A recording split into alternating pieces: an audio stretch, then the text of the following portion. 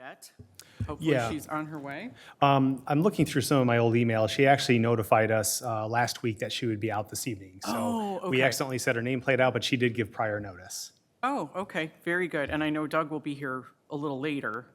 But can we have someone else be acting secretary for this evening? Clarence, would you like to do that? Call the roll and then call the vote. There's only one vote you'll have to call names for. I will do that. Thank you. You need to turn your mic on, though, I think. I'm sorry? Is your mic on? No. Here we go. Commissioner Cruz. Commissioner Eggenberger is absent. Commissioner Foster. Here, good evening. Commissioner Janowski. Okay. Commissioner Lee, present. Commissioner Singh. Present. Commissioner Watkins. Present. Commissioner Weber. You will be a little late. And Commissioner Zuber. I am here. Thank you very much. Sure. So we have the minutes from September 16th as part of the packet. Does anyone want to make a motion to approve those? I move that we approve the minutes from September 16th. Okay, we have a motion to approve by Commissioner Foster and support by Commissioner Lee. Any further discussion? All right, all in favor, please say aye. Aye. Thank you. Any opposed? All right, and we have an agenda for this evening. Patrick and I were just talking about moving the new business item, which is item number 4, to the top of the meeting so that you guys don't have to be here all night, unless you really want to. You have that choice after the hearing, but we thought we would give you that option. Anybody have any comments about that or problems with that? And Patrick, do you have any other proposed changes or thoughts? No changes other than what we discussed with moving 4 up to number 1. Okay, very good. Can anybody make a Move. motion? A motion to accept the agenda as amended. All right. Okay, we have a motion by Commissioner Lee and support by Commissioner Singh, right? Did I get that right? Thank you. Okay. All in favor, please say aye. Aye. Any opposed? Awesome. All right, we will be right back to you, gentlemen. Patrick, do we have any communications about anything on the agenda for this evening? No other communications outside of what's in the packet. Okay, great, thank you. We now have a session, an open mic night, I guess. We have a segment for public comment, so anyone from the audience like to make a comment about anything that's not on our agenda for a public hearing, which would be the zoning ordinance amendments or anything else that you'd like to talk about? No? All right, very good. Let's move right on. So we have an item of new business that we are, as noted earlier, moving to the top of the agenda. It is item number 010-DIR-8423. That is Canton Professional Park, where we are considering a site plan amendment for parcel number 010-01-00000000. I enjoyed reading that. And the units and parcels within. The property is located on the east side of North Canton Center Road between Joy and Sheldon Center Roads, and it is where they're proposing installation of ADA ramps and updating the landscape plan. So, Patrick, once you're settled in, please tell us more. Sure, thank you. The reason I'm up here is that having some technical difficulty at the table with the plug-in, so I can just run the presentation and the packet from up here at the podium. All right, great. So Canton Professional Park, it's in the O1 Office District, and it's on the east side of North Canton Center Road, just south of Joy Road there to the north. And across the street to the west on Canton Center Road are some single-family residences, and to the west of that is Canton High School. And this is a relatively recent aerial photo where they have the dirt churned up where they're building the new stadium. So that gives you a little bit of a background of where the location is. And the site is zoned office. It's used for office, and it's a combination mostly of professional office and medical office. The original site plans are from back in the 70s, before we had a lot of the prevalence of ramps, before the Americans with Disabilities Act. And Because there are a lot of medical office uses, that increases the demand to have ramps in front of the building to get to the doors. And one of the major issues that we've had is that when the site plan was originally approved back in the 1970s, there were foundation landscaping, and most of it was shrubs. And there was also a series of other trees that were planted throughout the site. And over time, we've had amendments to the zoning ordinance for landscaping. And also a lot of the trees have either overgrown or they've died over time. So replanting the landscape plan according to the plan from the 1970s is pretty impractical. And so in order to try to achieve as much as possible with the current landscape standards of the zoning ordinance, as well as to achieve the goals of the applicant to put in ramps adjacent to the buildings and therefore remove some of the foundation landscaping, the applicants have prepared a new and revised landscape plan that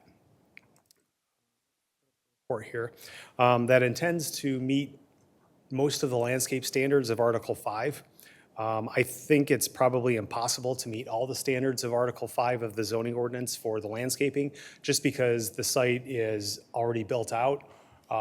We're trying to retrofit landscaping into a site that has been developed for roughly 50 years. So there are some modifications from the zoning ordinance that the applicant is seeking that we're recommending approval of. Up on the screen here is the original approved plan from 1973 and 1977. And it might be a little hard to see, but I'll zoom in on at least one of the buildings there in the frontage where it shows along the building frontage a series of shrubs. And then throughout the site, there were planted a lot of different shrubs and trees, including buffer landscaping on the north and the east sides. On the north side, that area to the north that it's adjacent to is currently zoned office. So the buffer landscaping requirements along that north side no longer exist because it's not a residential zone. The area to the east is a residential zone, and there was a green belt previously approved, a 10-foot wide green belt back in 1973. The applicants proposed to put a row of upright junipers along the eastern lot line. That's probably close to the best that can be done there to both get a green screen from the single-family residential district to the east and to get something that will grow in that narrow of an area. So there's a proposed improvement there. In terms of parking lot landscaping, it's difficult to get parking lot landscaping now that the site is built out in terms of getting parking lot islands. It's pretty much impractical to get additional parking lot islands within the site itself and still meet the requirements for the parking for the existing buildings. So we're not recommending any changes there. Our recommendation from staff is to approve the proposed landscape plan changes and to allow ramps to displace foundation landscaping against the buildings, subject to the following conditions. The first condition is adding one more deciduous tree and 5 more shrubs along the frontage to comply with the frontage landscape requirements of the zoning ordinance. And this was just a matter of rounding up on some of the calculations on the landscape plan, so that was relatively minor. The second recommended condition is that 9 deciduous or evergreen trees on the site be added to comply with the numerical parking lot landscape requirements, with existing healthy trees on the north side of the site counting toward this requirement. We think that the site can probably meet the numerical standards of the parking lot landscaping, but adding additional parking lot islands is impractical just because it would require cutting into existing asphalt that's been there for several decades. But we recommend adding additional trees on the site and using some of the existing trees on the north side that they may not show up as counted on the landscape plan, but I think there are a lot of healthy trees along the north side of the site that could be used to meet that requirement. And our third recommended staff condition is adding 14 more ornamental trees on the site to comply with the numerical building foundation landscape requirements of the zoning ordinance. This would still meet the numerical standards for the building foundation frontage, and then just displacing that landscaping, that instead of having both the trees and the shrubs up against the foundation, much of that would go away with the installation of ramps. And our recommendation is planting those required trees and shrubs elsewhere on the site, and then finding space for that. And based on the counts, we recommend 14 additional ornamental trees on the site to comply with those numerical building foundation landscape requirements. Also, outside of the shrubs that would be displaced from the frontages of the buildings, there are extra shrubs elsewhere on the site that exceed those requirements. So I don't think there's anything that needs to be done with adding more shrubs on the interior of the site. Bless you. Thank you. So that concludes our staff recommendation for the landscape plan changes. And the recommendation also includes modifications from Article 5 of the zoning ordinance pursuant to Section 5.07 as noted on the plans. So that concludes our staff recommendation, and I'll be happy to take any questions. Thank you, Patrick. Project sponsor, want to add anything to what Patrick already said, or?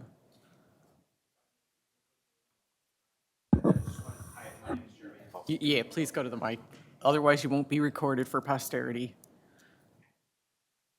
Thank you.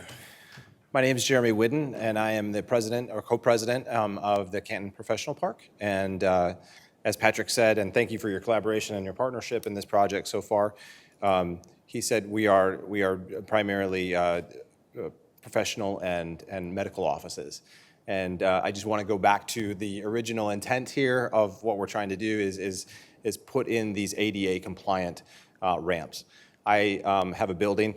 In my building, I don't have a lot of people who are elderly or who are of need of a ramp, particularly, not yet anyways, but my neighbor, my condo neighbor, in fact, does. They are an eye surgeon, and I see people going in there every day who are struggling to get up the stairs. They do have a portable ramp. It's very, very tough, especially during the wintertime. So we are pushing very hard to get this project accomplished here prior to the winter so that our condo association can be fully compliant and we can have a much better experience for our clients. So I just want to put that in frame. Brian's going to do a nice job here, I think, of explaining our position. I think we're mostly aligned here, maybe a little bit of opportunity for some negotiation perhaps. But thank you. Thank you. Hello, I'm Brian Devlin with Nagy Devlin Land Design. I prepared the landscape plan, but also Patrick suggested that the landscape plan could also be utilized as a site plan. So the landscape plan does show the proposed ramps that we're looking to put in and all the ramps that have already been put in place. So the ramps were designed by Hoppy Design, so those are already in the system, and they've been working with those plans to build these ramps. The landscape plan simply shows the remaining ramps that need to be installed to make all the buildings have this access. We have the three items that Patrick mentioned. The first, though, we believe we also need a waiver for the berm. Is a berm required along the frontage, or usually a berm is?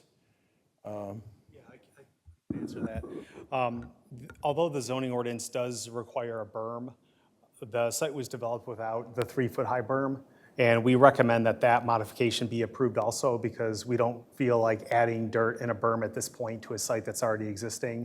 Had the previous landscaping had survived or most of it survived, then the berm wouldn't be necessary because it would be fully landscaped. So we recommend approval of modifying to not require the berm. Thank you.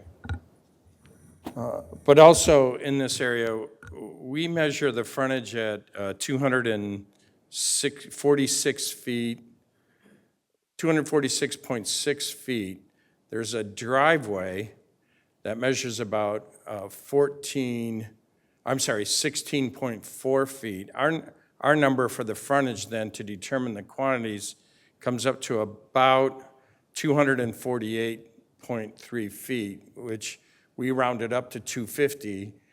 And 250 divided by 100 is 2.5 times 2 is 5. So we get 5 trees for the frontage requirement, and we're not sure where the fraction comes in. So we're a little, we just need clarification on that. So I think you're asking for 6 trees while we think 5 is the requirement. We proposed 20 shrubs in this area, and there is 10 existing shrubs, so we meet that requirement either way, if it's 25 or 30. The next requirement is the parking lot tree requirement. As Patrick had mentioned, we don't have a lot of space to put trees, but we think we can put, and I don't know if you've seen previous plans that I've done, but I like to use fastigiate trees. I think we can use fastigiate trees along the service drive on the south. There are some landscape areas along the south end of the buildings that we think we could fit a couple of deciduous fastigiate trees in each one of those areas, which would total about 8 trees of the required 9, and we think we can find space for 1 other tree. So we would like to comply with we think we comply with the frontage. We would like to comply with the parking lot requirement. And then the last issue is the foundation requirement. And I think 45 shrubs or trees, ornamental trees are required. 19 are existing. We're proposing 12. That leaves a deficit of 14. And we would like to use the excess of shrubs on site to fulfill the rest of the requirement of the ornamental trees, which number 14. So I believe about a little over 200 shrubs are required, but we have upwards of 600 shrubs around all these buildings. And we have quite a few large shrubs like mock orange, hydrangea, viburnum. So we would like to use that excess of shrubs to comply with the remaining requirement of 14 ornamental trees. So we're hoping that you can waive the additional requirement of those 14 extra trees. So we're hoping for a waiver on the berm in the front, clarification for how many of the frontage measurement, and then waiving the requirement for the additional 14 ornamental trees. If you have any questions, I'm happy to answer them for you if I can. So, thank you. What is a fastigiate tree? Is that what you said? Fastigiate are columnar trees. Okay. So they are very narrow. They don't grow out, they grow more up. That's a type, that's not a specific tree, that's a type of tree? Is Type that of tree, correct? Okay. correct. Thank you. You have some fastigiate trees looks like you just planted out in front, slender silhouette. We have a slender silhouette specified on our plan. If these other 9 trees that we are going to specify will probably be of that type. Got it. Thank you. Appreciate it. I'm just a regular architect. I don't know landscape architecture. Thank you. Patrick, do you want to respond to what Brian had to say there? Sure. On the first one, with the discrepancy in the number of deciduous trees or number of shrubs, the way the ordinance is written is there are 2 deciduous trees required per 100 feet of frontage or a fraction thereof. So the fractions are based on a fraction of 100. So all fractions are rounded up. So it ends up requiring a little bit more than rounding up to the next 50 or something like that. If it were 1 deciduous tree per 50 instead of 2 per 100, then it would be a little bit different. So, but we see that a lot with a lot of different landscape plans because our Our landscape ordinance is a little unique in that aspect. So I think that first one is probably just more of a discrepancy in the text in the plan.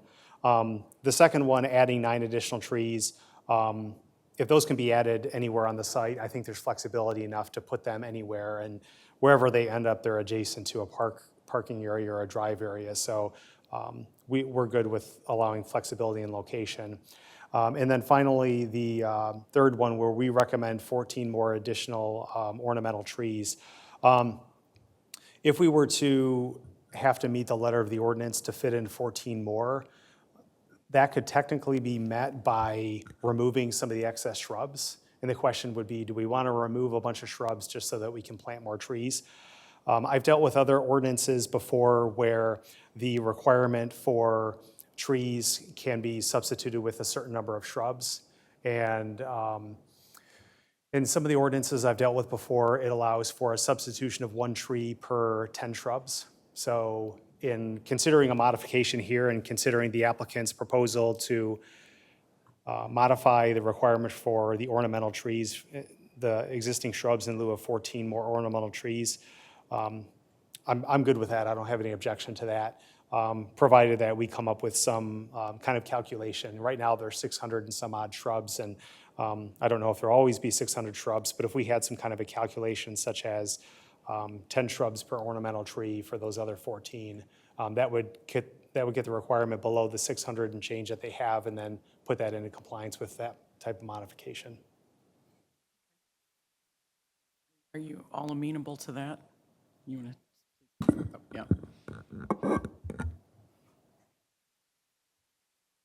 I didn't realize that we could use existing trees along the north to comply with parking lot requirements, so we can go out and inventory, and however many trees can be counted along the north property line, we can substitute those that are specified of the 9, and we can make ornamental and plant in the same location, so we can get closer to the 14 additional required, but we might not be able to hit 14. If there's 6 existing trees that can count for the 9, then we can plant 6 more ornamental trees in that area, and we'd be happy to do that. That seem fair to you, Patrick? This is an awkward negotiation where you have to share a mic. Yeah, that Thanks works. for I think what working we'll- with us. Yeah, that works. I think what we'll want to do is, if the model motion is approved, I would recommend adding to the end of the third line something to the effect of, or a ratio of 10 shrubs per required ornamental tree. Something like that, that allows, so if they want to have some of the 14 but not all of them, there can be the ones that aren't included, just assign 10 shrubs per ornamental. Okay. Is there room to plant that many more shrubs? If you can't plant the sorry. trees, well, I mean, They would be counting shrubs that are existing. oh, I see, Right They now, have there's a lot. 222 required, and there's over 600 there. I see. Yeah, we're running out of space to plant things. But there are those strips along the south end of the buildings adjacent to the joint driveway connecting the 2 complexes. Right, so where that 1 LS is and the 2 ALC, that area, I think we could plant a couple more trees, actually. The sweet gum matures at 6 feet wide, so, yep, so that area there, we can plant a couple more trees. What about the frontage? I mean, you got this huge green belt along the frontage with Well, almost no plantings. the sign kind of sits back, and the planting is arced so that you can still see the sign. And I think if we plant anything above that arc, it might obstruct the sign, and we really don't want to do that either. So what do you have planted there? Those are low-lying shrubs? Is that what? I think there's junipers in there, spreading junipers, and black chokeberry. So those deciduous shrubs and evergreen shrubs.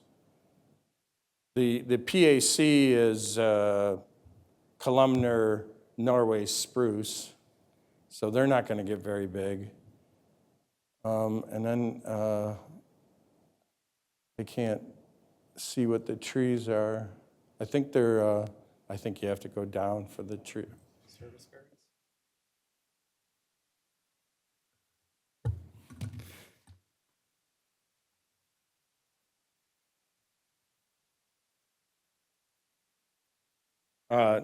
Tulip trees, fastigiate tulip trees are in the frontage also. So those don't get as wide either. They're not going to be 40 feet wide.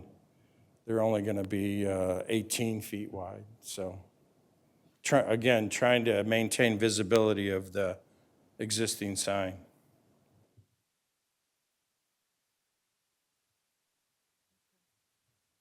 Anybody from the commission have any further comments? I mean, Alan, did you have more to think about? I was just gonna say, I mean, the north property line is pretty robust. So, I mean, you got plenty of landscape, so I guess I'm okay with it. Foster? No questions, thank you. Okay. Commissioner Lee? No questions. Commissioner Singh? Are we agreeing to remove the first and second condition? That's what we just agreed on? I think the first and second condition, we would want to keep those there. The first one, I think, is just more a discrepancy between the plan and the text of the ordinance. And then the second one, I think we're able to have those 9 additional trees, especially once we count those additional trees on the north side. So we would keep the 3 proposed conditions. Our recommendation is, though, under the third condition at the end, adding or a ratio of 10 shrubs per required ornamental tree. Okay. And you guys are okay with that? Thank you, that's it. Commissioner Watkins? No objections. Okay, very good. I think this sounds good. I mean, I'm certainly willing to work with you on this, so, you know, I appreciate your willingness to work with us and comply, to attempt to comply with our current ordinance, even though your development is ancient by Canton standards. I mean that in a good way. It's a nice thing to say, I think, yeah. So we appreciate your willingness. So anybody want to make a motion? I can make a motion. Oh, I'm sorry.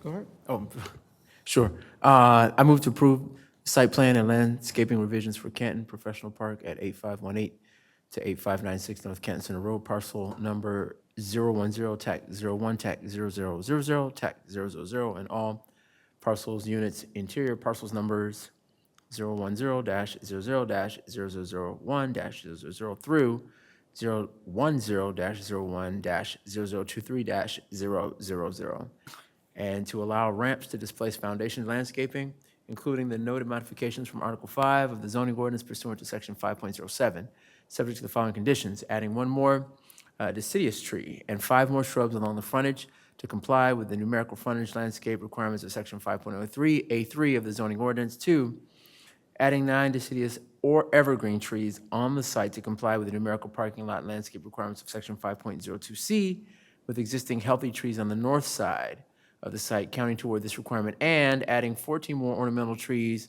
on the site to comply with the numerical building foundation landscape requirements of Section 5.03A4, and considering a ratio of 10 additional shrubs to, oh, I lost it.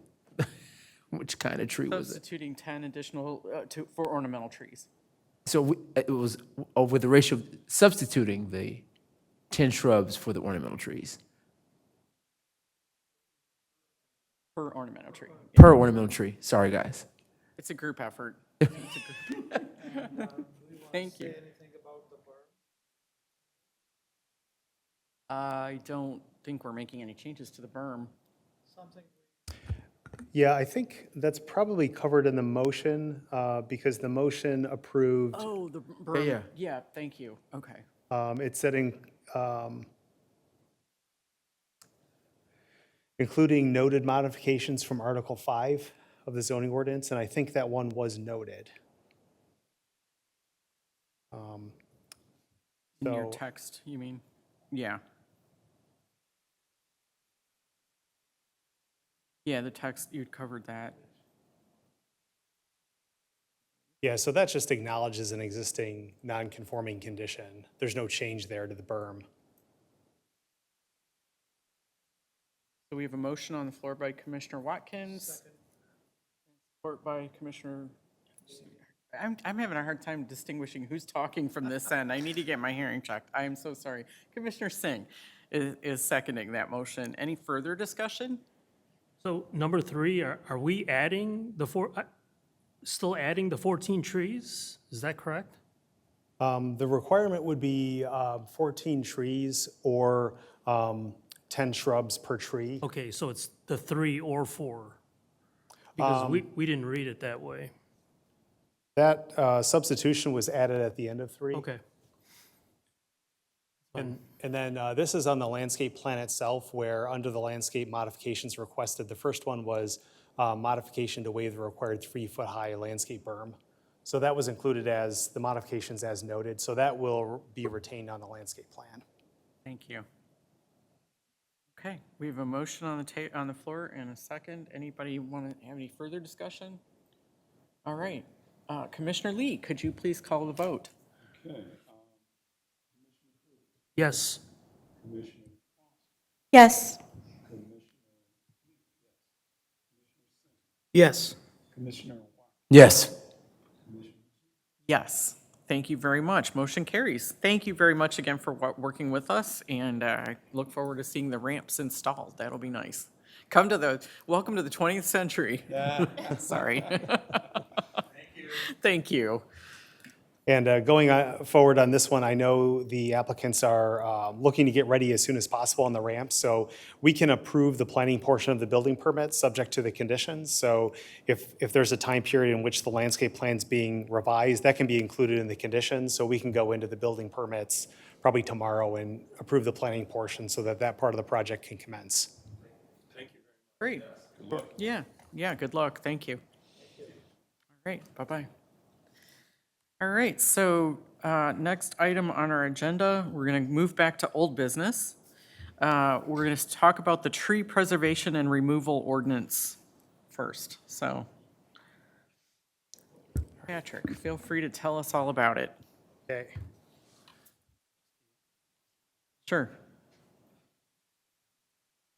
Da, da, da, da, da, da. Okay.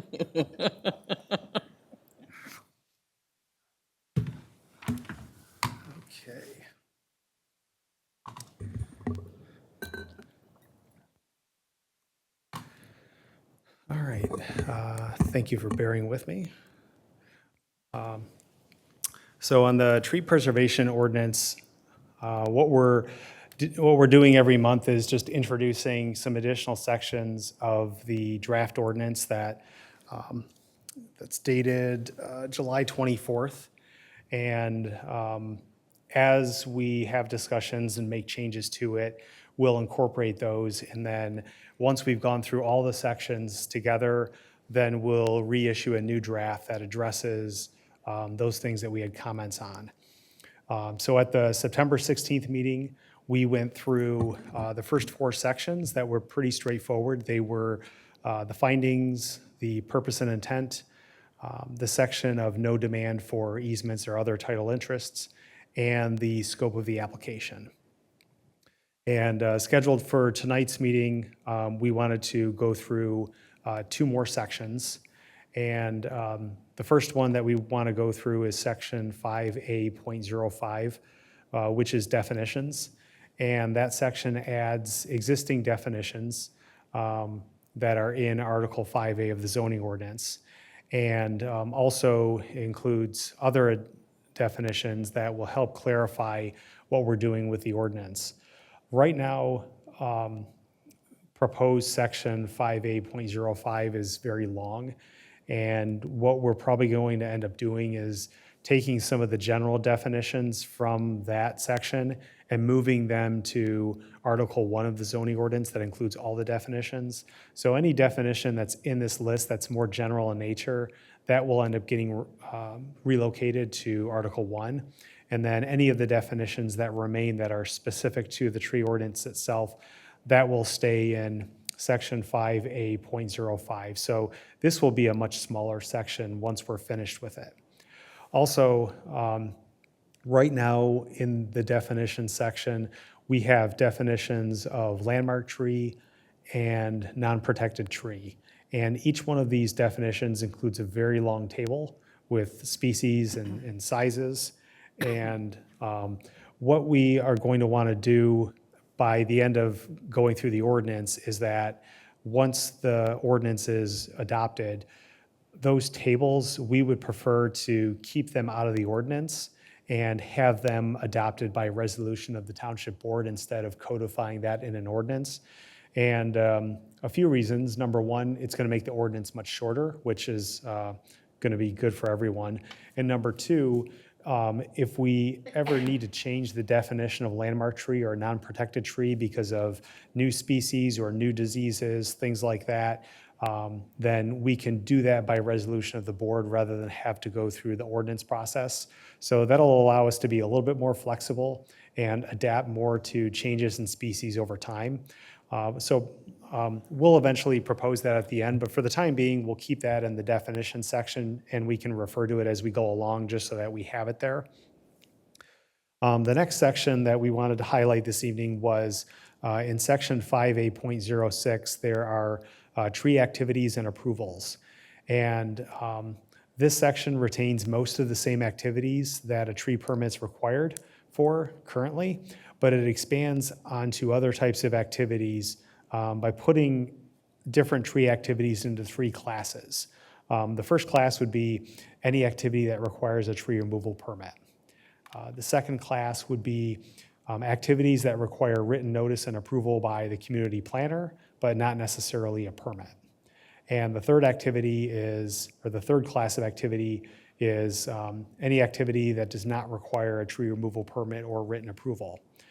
So for example, removing trees that are in poor condition or public utility work, emergencies, drain easement, tree removal, those are things that would not require a tree removal permit, but they would require approval from the township. So if there's a public utility that's clearing trees, they don't necessarily have to get a permit, but we need to know where they're clearing just so that we can document that. Same as emergencies. If there's an emergency situation, someone needs to cut a tree, and we get that sometimes where people call and they ask if they need a tree permit.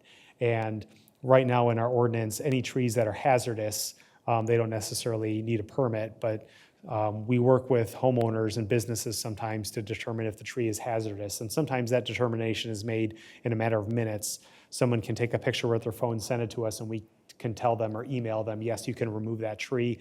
And then we can document that conversation in their property database just so that we can keep a record that we did authorize removal of that tree, but not necessarily through a permit. So that allows us to do our reviews a lot faster and respond to certain conditions, whether it's an emergency or there's public utility work.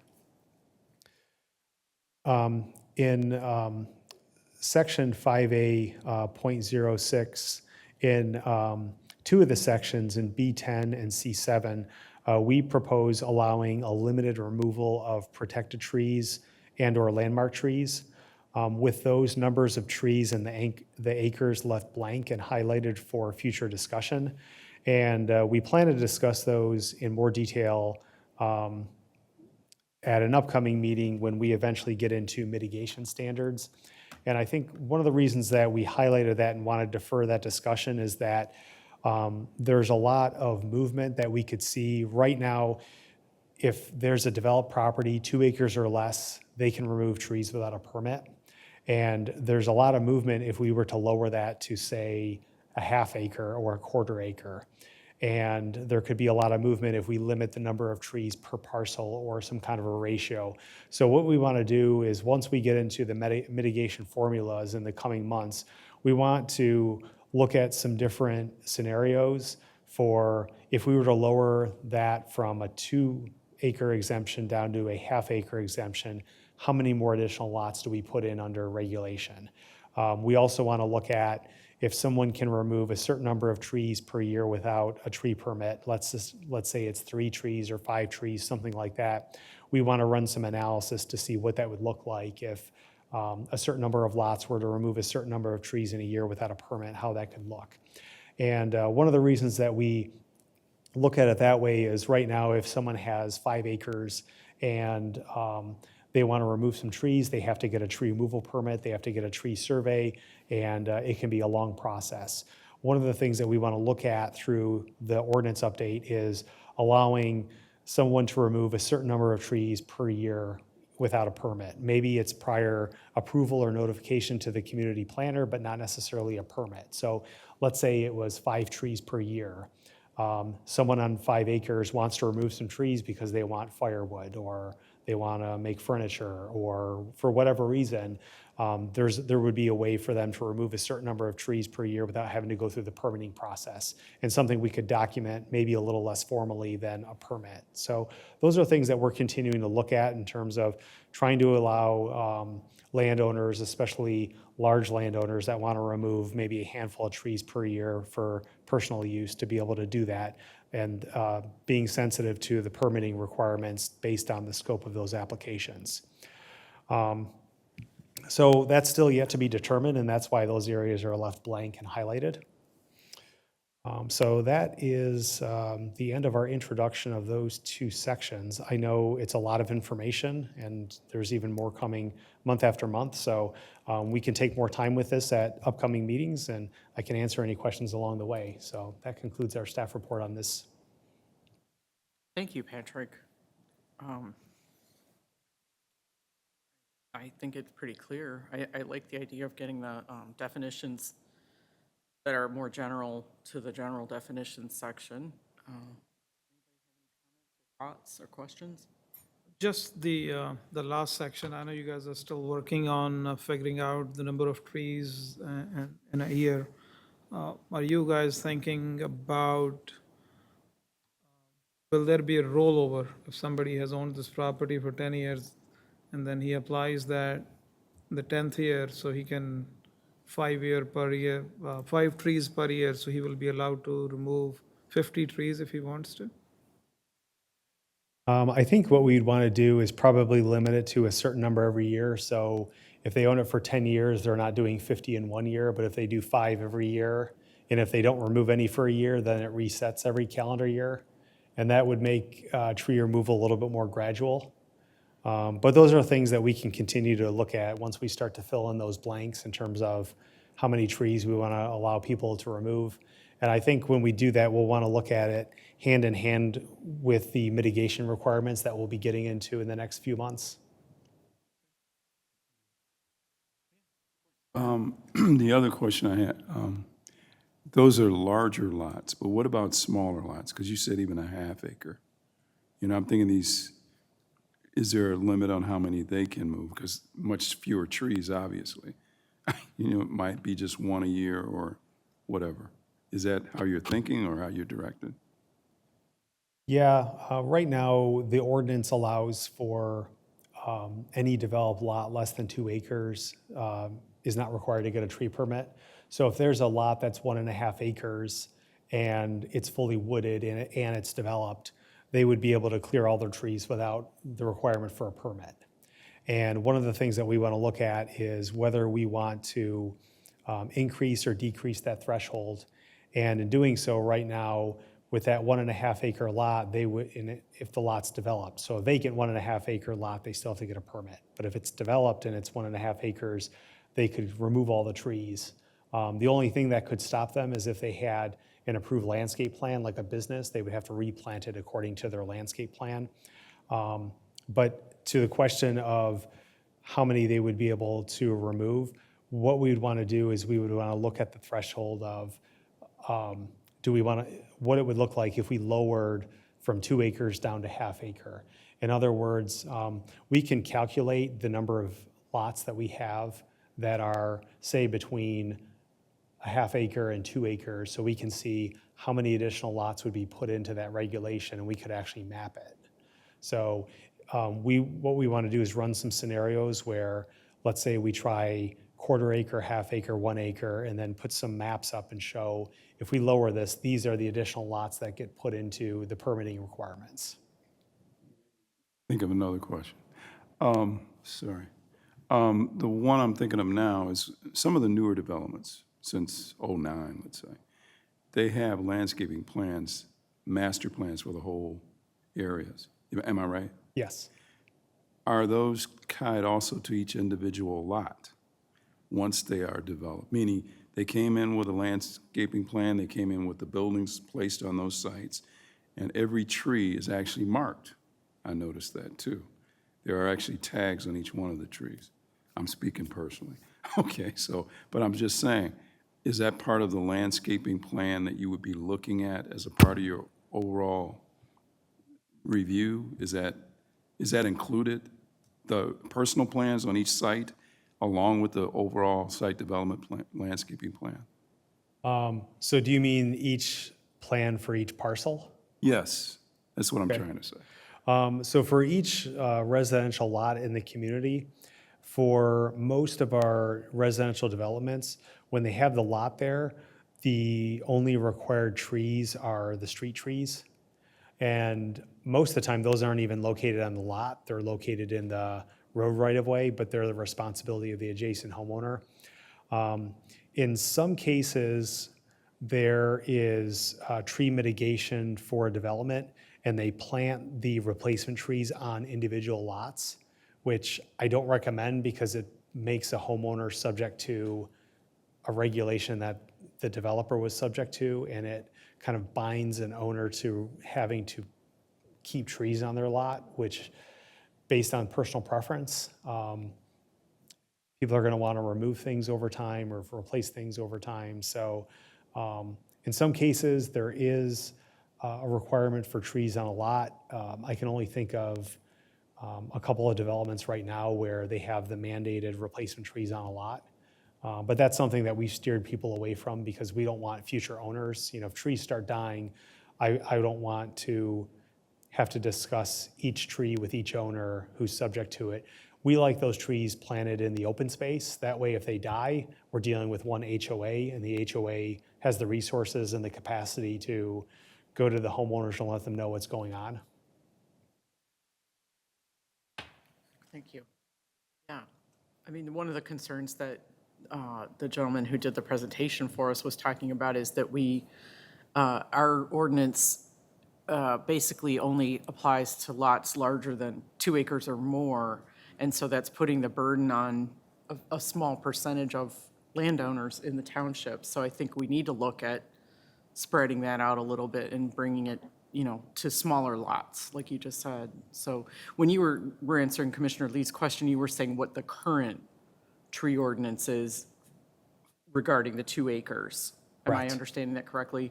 So the proposed would be looking at smaller lots. I just wanted to clarify. Thank you. Yeah. Does that change your thoughts? Yes. Do you want to say anything else? No, Okay. you gotta let it go through the process. Yeah, okay, thank you. Yeah. Anybody else? And that was why we put in a certain number of trees per year, because let's say, for example, the 2 acres was kept. I think it raises the same concerns that were mentioned during that workshop of you're only subjecting a handful of property owners to that. But if that 2 acres is still there, one of the relief areas is allowing a certain number of trees per year. So if someone has a large wooded lot and they think they're burdened, allowing them to cut down a certain number of trees per year without having to get a permit, that gives some relief to those people that it's subject to.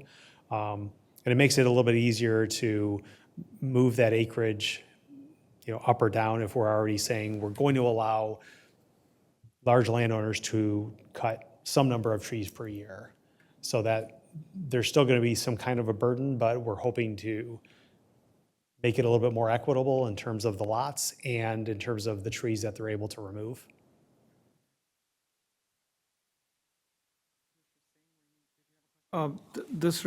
Yes, this requirement, is it for the new development, like the lots which will be developed, or the existing lots with homes on it? I think it depends on where we end up with the acreage threshold. What we're going to want to do is we're going to want to look at if we were to move this from 2 acres down to 1 acre, we're going to want to show the Planning Commission a map of all those new parcels that are between 1 and 2 acres that would be brought into it, as well as a table to show the number of lots and number of acres. And we would want to do the same analysis as if we moved it to a half acre or a quarter acre, just to show the Planning Commission what the impacts are as we lower the acreage threshold downward and how many new lots are brought in. And then at the same time, talk about how many trees we want to allow those lots to cut each year without a permit. Because what we may end up doing is we may have a very low threshold so that a lot more lots are put into the ordinance, and then that burden is spread more equally throughout the township. But then we also may want to allow a certain number of trees per year so that if a homeowner has, say, 3 trees in their backyard they want to clear out, they can clear those out. And we also want to keep the exemptions for either hazards or emergencies. So if a homeowner, let's say they're subject to the regulation, but they have a tree that's growing next to their foundation and it probably shouldn't have been planted there in the first place, that's something we can work with them on to try to exempt a tree like that doesn't belong. And that's one of the reasons we find a lot of trees being removed is that they especially in residential neighborhoods, they were planted too close to the house and the tree's fully grown, or the roots are damaging the sidewalk or the driveway, or the tree could be nearing the end of its life and it's dropping a lot of branches and it's splitting or leaning or cracking.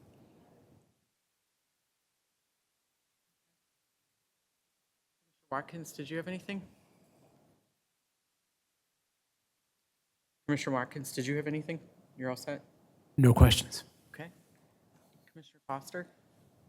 No questions, thank you. Commissioner Cruz? No? Okay, I don't have anything either. I think this is good.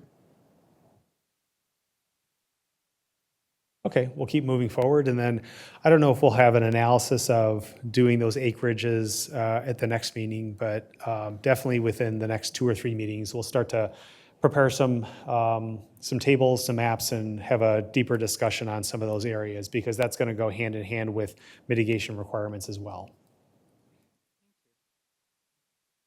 Let's talk about signage. All right. So shifting gears to signs, we previously discussed signs earlier this year at the January 24th meeting, and that came as a follow-up to a meeting in November about some sign items that we went over, including a joint meeting between the Township Board of Trustees and the Planning Commission November 7th of last year. So it's been about a year since that joint meeting, and it's been several months since the January meeting when we first introduced some of the changes. And since the January meeting, some of the things that we've done, we've gone through the ordinance and we've incorporated some comments that we heard along the way.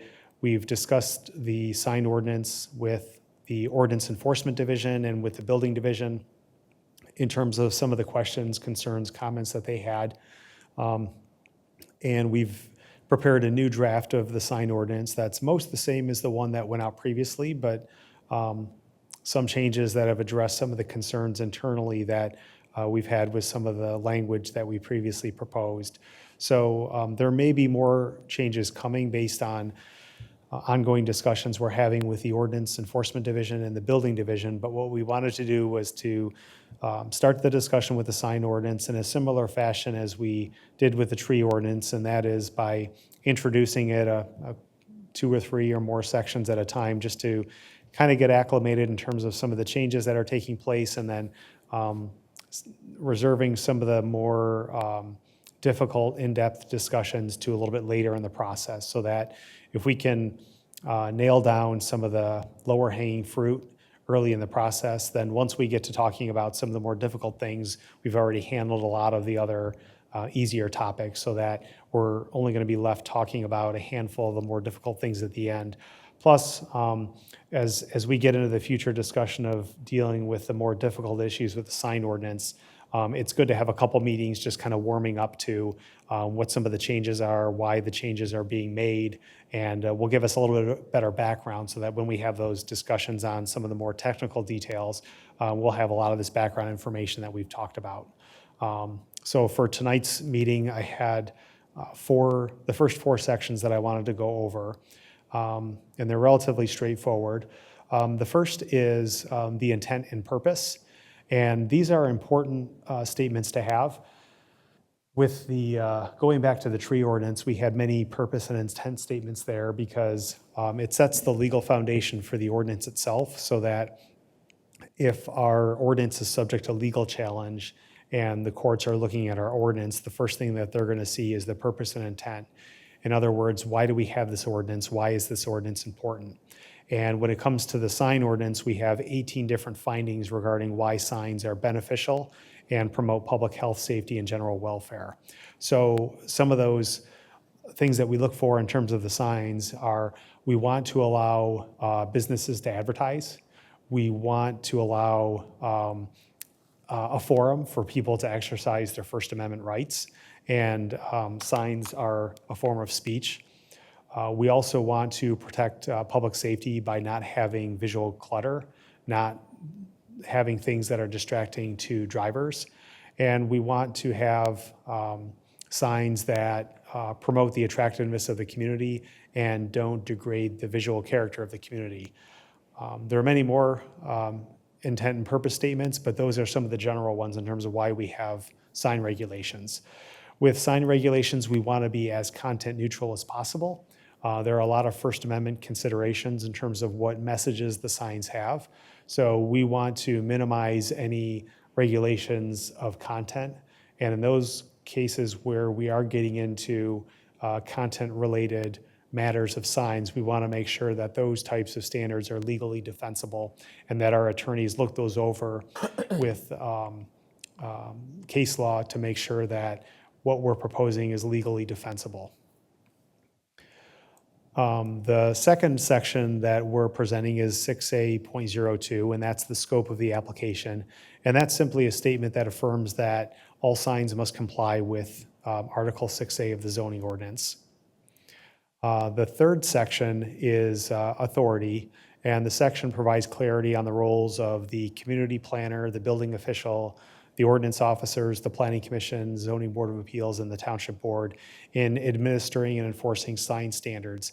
And each of these entities has a role to play in terms of zoning regulation. It's possible that we might take that section and put it in Article 28 of the zoning ordinance.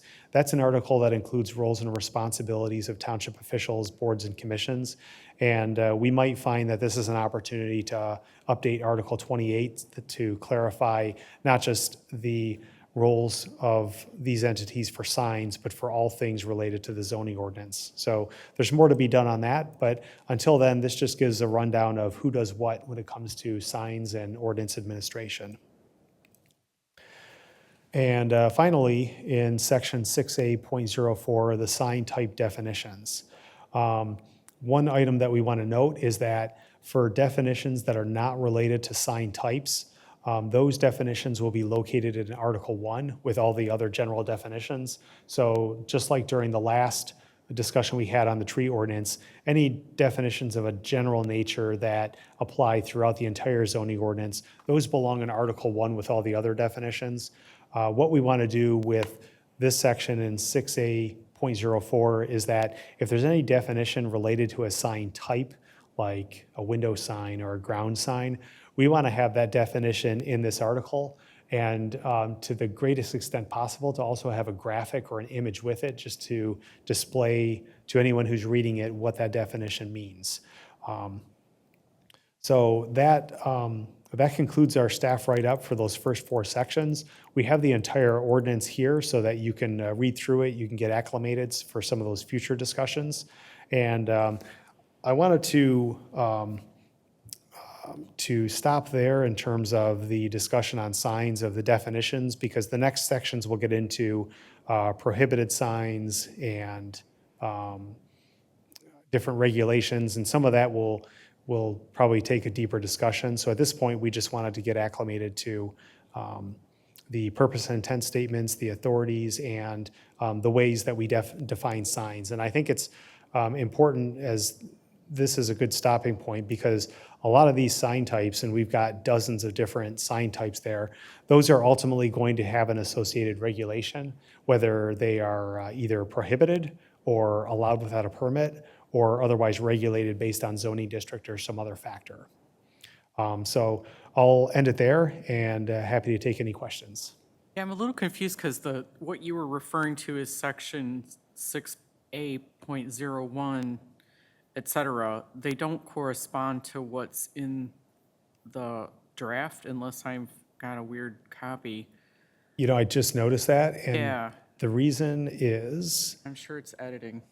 it is, Yeah, top of page 8, which is page 49 of the packet, under scope of application, there's no section number with that, so it bumped to the very next number.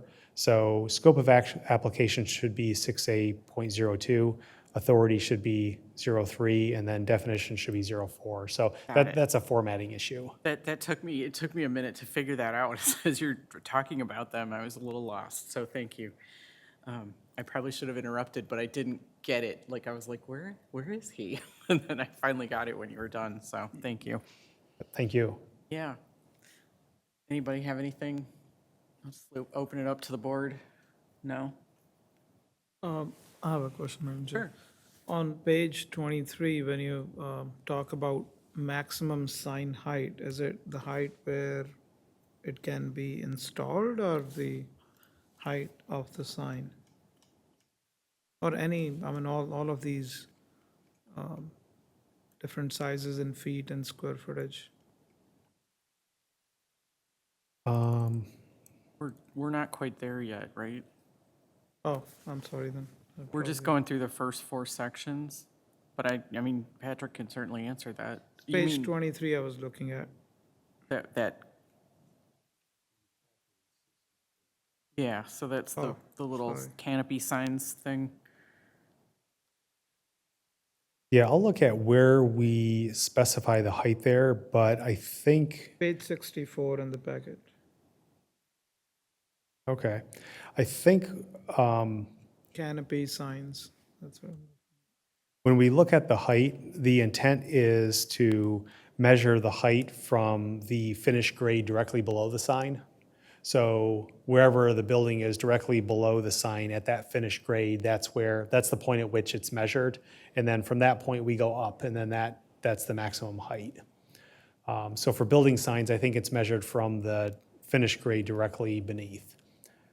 For ground signs, it's a little bit different. I think ground signs are measured from the top of the adjacent sidewalk, so that if there's a berm, it can't be artificially on top of a berm and made much higher than it's really supposed to be. So a sign cannot be put up beyond 15 feet. If the building is 5 feet high, so we can't go, Yeah, and this one is for canopy signs. canopy though, yeah. So if there's a canopy on a building, that keeps the canopy itself lower. If it's a building-mounted sign, like a wall sign, that can be higher. But a canopy sign, if it's part of a canopy, that's capped at a height of either 15 or 20 feet, depending on the district. Thank you. And those are things, as we get into more discussions, we can move that either up or down, depending on the circumstances. Anybody else? All right, shall we talk about the wireless telecommunications section? Yes, and this one will be relatively fast. At last month's meeting, we introduced the topic of updating the wireless standards of the zoning ordinance, because right now, it's a very short section, it's very limited in terms of areas, and it was written at a time where telecommunication towers were thought of as things that you wanted to limit, you wanted to get out of the lines of sight, be away from people, be in industrial districts. And so they were treated more or less like industrial facilities. But now in the year 2024, it's a large part of our lives, and our zoning regulations need to be current with our way of life. And there are a lot of communities out there that have tackled this, that have done a really good job with their wireless ordinances. And we're looking through some of those ordinances that are in communities like Canton where they've been successful, and we want to use those best practices as we craft our own ordinance. So we haven't started drafting any text yet. We're still in the process of reviewing ordinances, and we don't want to just do like a copy and paste from some other ordinance without really evaluating how that ordinance was done, how well they're doing, and what implications these different ordinances could have on Canton if we apply something similar. So we're still doing our research on that, but we did prepare a little bit of an outline just in terms of what this ordinance will look like in terms of definitions, our purpose and intent, different activities and different approval processes, and then finally development standards that would apply to new towers and facilities. And we have a couple of words on a lot of these development standards in terms of what we're going to try to achieve without putting anything directly there in terms of what we're going to propose adopting, just why we have that general best practice and what we're going to be aiming for. So I don't know if we'll have a draft by next month. We definitely want to try, and we end with saying that the November 18th meeting will present a draft. I don't know if it's going to be a full draft, but we're eventually going to get there. And what we will have at the November meeting is something similar to the outline, but it'll be a lot more filled in. And we may have some things, just like in the tree ordinance where we underline and highlight things, where we put a lot of the words there, but a lot of the major things we leave a little bit open-ended because we want to have a more in-depth discussion on some of these things before we start writing some of the text that may be controversial. So we'll kind of focus in on those areas that are going to be the more difficult ones to get through. And finally, with Commissioner Weber and his professional expertise in this, we'll want to bounce a few ordinance ideas off of him beforehand just to kind of see what his experience has been and what his thoughts are from a technical standpoint. So more to come on that, but the next month we'll have a much more in-depth discussion based on some of the text that we'll be recommending at that time. Thank you. Anybody have any thoughts or comments or questions about the wireless ordinance, wireless telecommunications? All right. Very good. And that pretty much concludes our agenda, correct? Yeah. That's it. All right. Very good. The motion to. Did you ask me if I would accept one? I mean, I wouldn't say no. You would. Are you making one? that motion. Okay. Anybody want to support that? I do. Okay, we have a motion by Commissioner Lee and support by Commissioner Singh to adjourn the meeting. All in favor, please say aye. Aye. Aye. Any opposed? Okay, meeting adjourned.